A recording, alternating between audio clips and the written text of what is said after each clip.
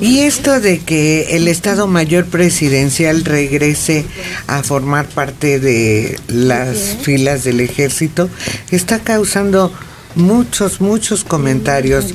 Muchos opinan que la protección presidencial es muy importante, que aunque tenga la simpatía del pueblo, de todas formas hay cuestiones que pueden poner en riesgo su seguridad y la de su familia. No, es al revés. Mientras más sirva los intereses de la población, de las mayorías, pues en más peligro va a estar, porque va a estar afectando intereses poderosos. Entonces yo creo que la visión sería duplicar la protección, no eliminarla. Pues militares importantes, militares de alto rango, dicen que, bueno, el Estado Mayor Presidencial, que son más de 2,000 elementos los que están asignados a la presidencia de la República, se pueden incorporar, que hay actividades muy importantes en las que ellos pueden participar, pero que eso no significa que no hagan falta en la custodia del presidente y de sus más allegados, porque es gente leal, gente profesional, gente que ha hecho ese trabajo por muchos decenios y que desde luego que es la persona más importante y que debe tener al cuerpo más importante a su servicio. Creo que los hechos van a poner las cosas en su lugar. El primer incidente peligroso que haya, pues se van a dar cuenta que lo necesitan. Pues son cosas que se aprenden nada más por la vía de los hechos. Es lo mismo que comentábamos hace un momento acerca de las decisiones que están comentando sus colaboradores. Hay cosas que se tienen que planear, que se tienen que analizar y que se tienen que analizar desde diferentes puntos de vista, no una opinión única, sino que son varios los que deben dar su opinión y de ahí hacer un proyecto más amplio y más centrado en la realidad que está viviendo el país. Ahora, por ejemplo, el aeropuerto, vamos a ponerlo a consulta. Bueno, el campesino de Sonora seguramente va a votar porque no. Igual el campesino chiapaneco, el indio chiapaneco va a votar que no. El campesino del Estado de México que está lejos de esa zona. Ahora, debe consultarse a quienes usan el servicio de aviación, a quienes tienen negocios que dependen de la aviación y a quienes viven en las cercanías del terreno que se ha destinado al aeropuerto.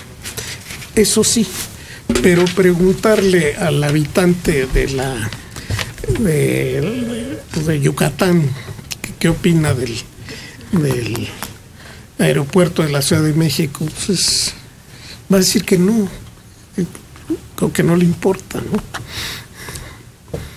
Hay que distinguir cuáles son propuestas insensatas y cuáles son del gobierno de austeridad y cuáles son cosas que no puedes saltarte. La seguridad, y más en las condiciones en que estamos viviendo en este país, es algo fundamental. Y como primer mandatario, yo creo que una de las cosas que debes de poner a salvo es tu seguridad. ¿Por qué? Porque de lo que le suceda al presidente de nuestro país depende todo lo que nos vaya a suceder a todos los demás que estamos en este territorio. Ya no es de que por ahorrarte unos pesos. No es un lujo. Exacto. No es una ostentación. Sí, no es eso. Sí. Aquí este hombre está como capitán de barco de una nación. No puede saltarse ese tipo de tareas, de que esté él protegido y esté protegida su familia. ¿Por qué? Porque si él no está tranquilo, las decisiones que él tome tampoco van a ser las más acertadas. Yo creo que la razón de ser del Estado Mayor ya no existe, es decir, Se hizo un Estado Mayor fundamentalmente para evitar golpes de Estado militares. Había un ejército regular al mando directo del presidente de la República y el otro que es ahora sí el ejército regular. Y los golpes militares pasaron de moda. Ahora los golpes de Estado los dan los congresos. Entonces yo creo que también obedece un poquito a eso de que ya no existe la causa de que se haya instituido este Estado Mayor presidencial. Bueno, no existe porque existía el Estado Mayor presidencial, ¿no? Sobre todo después de la Revolución, que se fortaleció y desalentó a cualquiera que quería dar un golpe militar de darlo. Por ejemplo, el Zedillo, Saturnino Zedillo, fue el último intento de dar un golpe militar, aunque también Celestino Gasca lo quiso dar allá en los 60, pero es que es una fuerza formidable la que protege al presidente. Es un cuerpo militar que es insignificante en su número comparado con el personal del ejército, ¿no? que ya es del orden de más de 500,000. Pero yo creo que desde luego pudo haber sido formado con esa intención, pero ha evolucionado y se convirtió en un grupo de protección porque aumentó la población, porque las actividades del presidente se hicieron cada vez más públicas, con mayor número de personas, porque se reciben visitantes muy importantes en la presidencia. Entonces yo creo que cambió, ¿no? Sí ha cambiado, pero pues en todos lados hay un cuerpo de resguarda del presidente de la República. En Estados Unidos es el servicio secreto.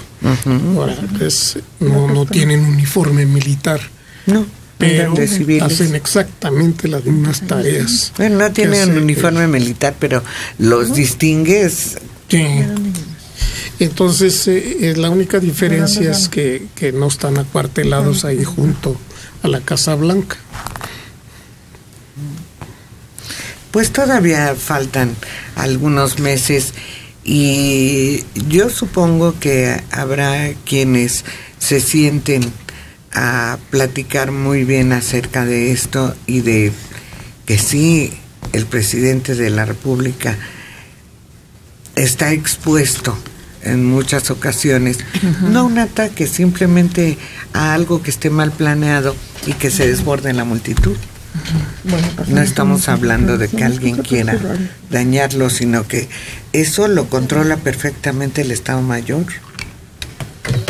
El que pueda circular por una avenida, por una población, con toda la seguridad, sin que se desborde el entusiasmo de la gente. Suponiendo que sea entusiasmo. Claro.